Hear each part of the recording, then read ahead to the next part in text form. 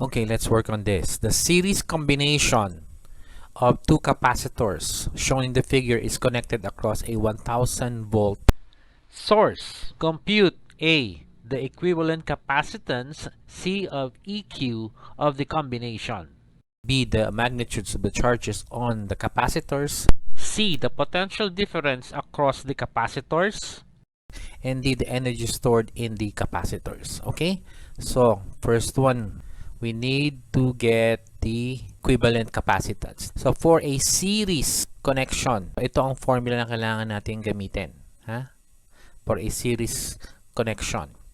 Okay? So, you have 1 over your C equivalent, or pwede mo ring sabihin yung total capacitance. C total, okay, I'll use that, 1 over C1 plus 1 over C2. Dalawa lang yung capacitor, so hanggang C2 lang. Kung merong pang kasunod dyan, dagdagan mo pa dito. Okay, plugging in the values. This is 1 over anong value? So, gamitin na natin to kasi kung lalagyan natin ng 3 times 10 to the minus 12, mas mahabang isulat. So, gamitin muna natin yung picofarad. So, 3, lagay natin para kita natin na picofarad to, hindi to standard unit.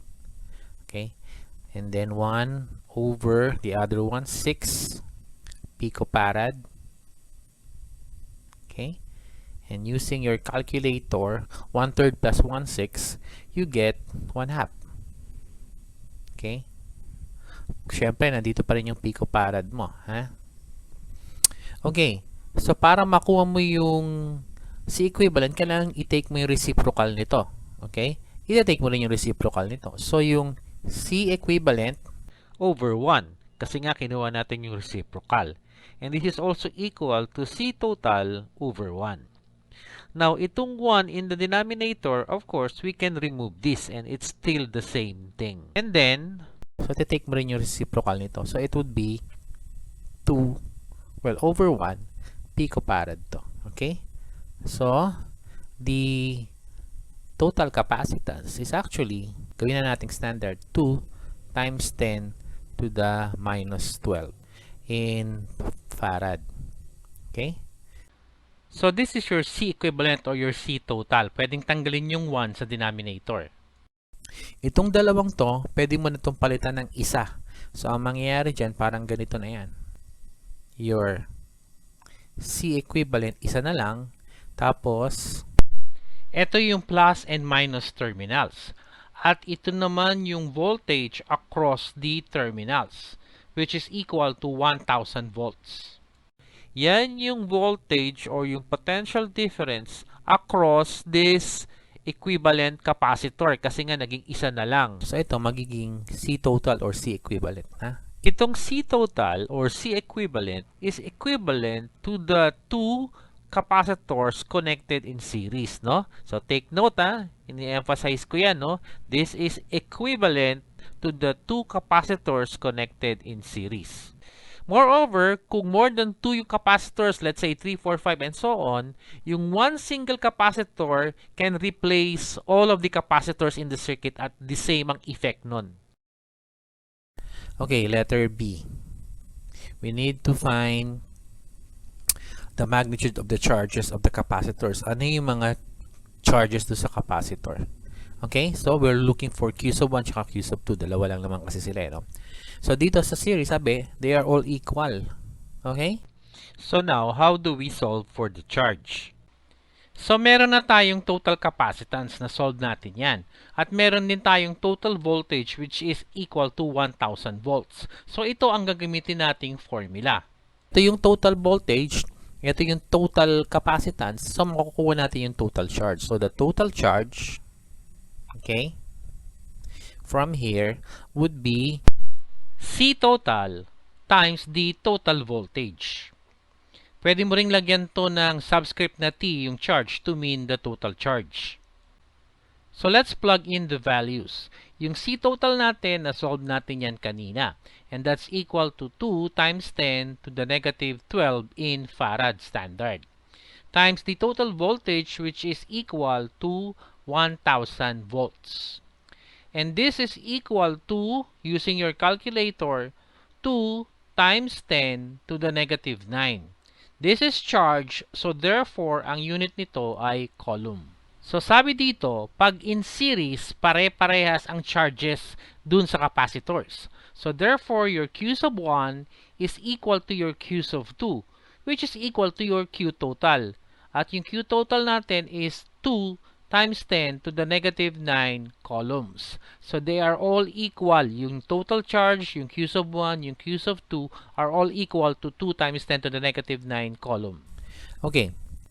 Next is we need to find the potential difference across the capacitor. So, as you can see in the figure, V1 at V2. We use this formula.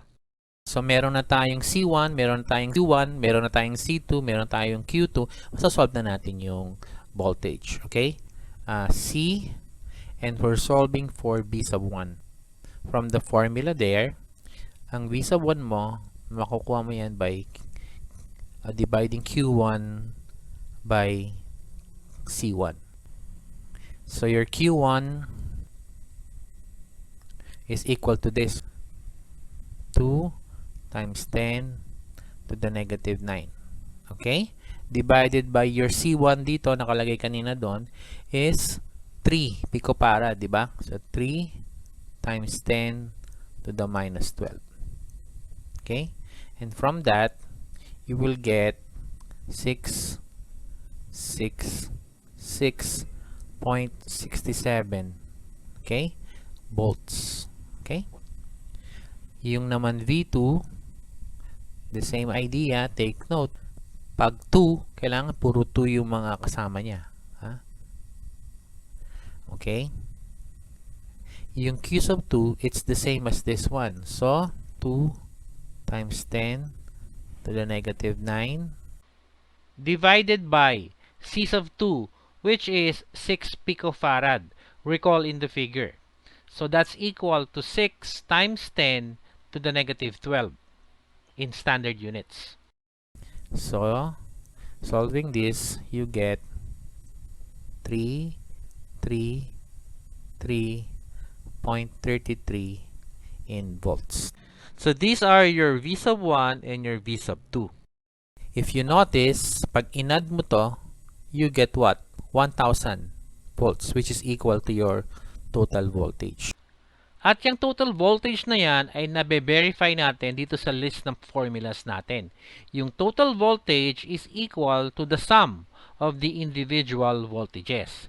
Kaya nga, pag inad mo yung V sub 1 tsaka yung V sub 2, you will get the total voltage which is equal to 1,000 volts. The next one, we need to solve for the energy stored. So that means we need to find PE sub 1, no? And of course, we use the formula doon. So, na merong charge and merong potential difference. So, it's 1/2 times Q sub 1 times B sub 1. Okay? So, pinili natin yung formula for the energy stored na merong charge tsaka voltage kasi na-solve na natin yan. Also, this is the average energy. Take note because of the 1/2 here. Dahil yung energy stored in a capacitor is not fixed, nagbabago yan, nagpa-fluctuate. So, ang pwede nating makuha is the average electric potential energy. That's why merong 1/2 to. So, plugging in the values. So, that's 1/2. Ang charge of Q sub 1. Pare-parehas naman yung mga charges. So, this is equal to 2 times 10 to the negative 9 in coulombs times the voltage across the capacitor 1. So, V sub 1. And that's equal to 666.67 in volts. And solving that, you should get a value of 6.67 times 10 to the negative 7. This is energy, so joule. Okay? The other one, PE of 2. Okay? Same formula. Pero, yung for capacitor 2 na. So, ayan ang kailangan nating gamitin. So, this is 1/2 times charge 2, the same as this. So, it's also 2 times 10 to the negative 9. Okay? Times yung v sub 2 na nasolve na natin dito. So, 3, 3, 3, 0.33. okay? And you should get a value of 3.33 times 10 to the negative 7. This is energy, so joule. Okay? Let's move to the next one. This time, it's a parallel combination. Ang V total natin is this one, 120 Volts. So, we need to find the equivalent capacitance, the charge on each capacitor, and the charge of the combination, which sabihin yung total equivalent capacitance. Usually, ang unang sinosolve sa ganitong problems, yung individual capacitance or capacitor. So, anong formula? This one. I-add lang natin yung mga capacitance. Madali lang, no? So, the C total or the C equivalent is equal to C1 plus C2. Ganun lang kadali yan. Okay? Mas madaling mag-add in picofarad muna. Later na lang tayo mag-convert. 2 picofarad plus 6 picofarad. Siyempre, 8 picofarad yan. Okay? Or in farad, that is 8 times 10 to the minus 12 in farad. Okay? So, yan ay total capacitance. So, itong dalawang to, mapapalitan na yan ng isa na lang. At ito ang potential difference dito. Ito yung B sub T mo. Ito na yung C total mo. Yung C equivalent mo. Isa na lang. Ito ang value. Hindi na dalawa. Isa na lang. Kasi ito yung sum nitong dalawa. Ito na. So, kaya nire-represent na siya ng C total o C equivalent. Take note that the total voltage is equal to the individual voltages across each capacitor pag parallel combination. Take note, parallel combination. So, yung V total daw is equal to B sub 1, it's equal to V sub 2, and that's equal to 120 volts. Okay? Now, we're ready to solve for the charge across each capacitor. So, yung Q sub 1, anong gagamitin nating formula? Again, ito lang naman gagamitin natin dyan. So, the charge would be C1 times B sub 1. Okay? Capacitance 1, 2 picofarad. So, 2 times 10 to the minus 12 times the voltage difference across it, B1, it's 120 volts, di ba? So, that would give us a value of 2.4 times 10 to the minus 10. This is charge, so coulomb ang unit. Okay? So, yan ang Q sub 1. How about Q sub 2? Okay, the same, pero kailangan yung mga 2 ang gagamitin natin. So, C2 times V2. Okay? Plugging in the values, anong C2? 6 picofarad. So, 6 times 10 the minus 12 times. So, ano yung V2? It's this one. It's also equal to 120 volts. So, using your calculator, this will be equal to 7.2 times 10 to the negative 10. Of course, in coulomb. This is Q sub 2.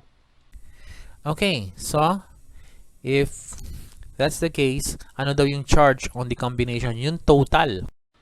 We can represent that by Q or Q total. It doesn't matter. So, according to this, yung total charge is equal to the sum of the individual charges in the capacitors. So, therefore, yung Q total natin is equal to q sub 1 plus q sub 2. So, dalawa lang naman sila. Ito yung mga values nila. So, we have q sub 1, 2.4 times 10 to the negative 10 plus q sub 2, which is 7.2 times 10 to the negative 10. And the total would give us 9.6 times 10 to the minus 10. Okay, ito ay total charge. So, this is column. Okay, that's the total charge. Okay, if you need to find the potential energy across the capacitors, the same formula. Ito lang din. Okay, so let's work on our last question. A parallel plate capacitor has plates 2.0 centimeters by 3.0 centimeters. The plates are separated by a 1.0 millimeter thickness of paper. Find the capacitance of this device. Your K for paper is 3.7. So, given yung dimensions ng plate, tapos merong given na thickness ng paper. Now, ang formulang gagamitin natin dito should be this one. So, our capacitance is equal to our dielectric constant K times the permittivity of free space, epsilon naught, times the area over the distance. Now, yung distance is actually the thickness of the paper between the plates. Take note. First of all, ano ba yung area? This is the area of the plate. Given yung dimension ng plates, so therefore, kailangan i-multiply natin yung 2.0 centimeters by 3.0 centimeters. Pero kailangan gawin natin itong meters para maging standard tayo. So therefore, the area must be equal to 0.02 in meters times 0.03 in meters also. Now, the distance is actually the thickness of the paper na nasa gitna ng plates. And it must be converted also to meters. So that's equal to 0.001 in meters. So let's plug in the values. Yung dielectric constant K is given. So that's 3.7 times the permittivity of free space. So it's given here. So that's equal to 8.85 times 10 to the negative 12. Times the area. The area is equal to 0.02 times 0.03 over the distance. The distance is 0.001. So using your calculator, you should get a value of 19.65 times 10 to the negative 12. So this is capacitance, so therefore this is farad. So we're done.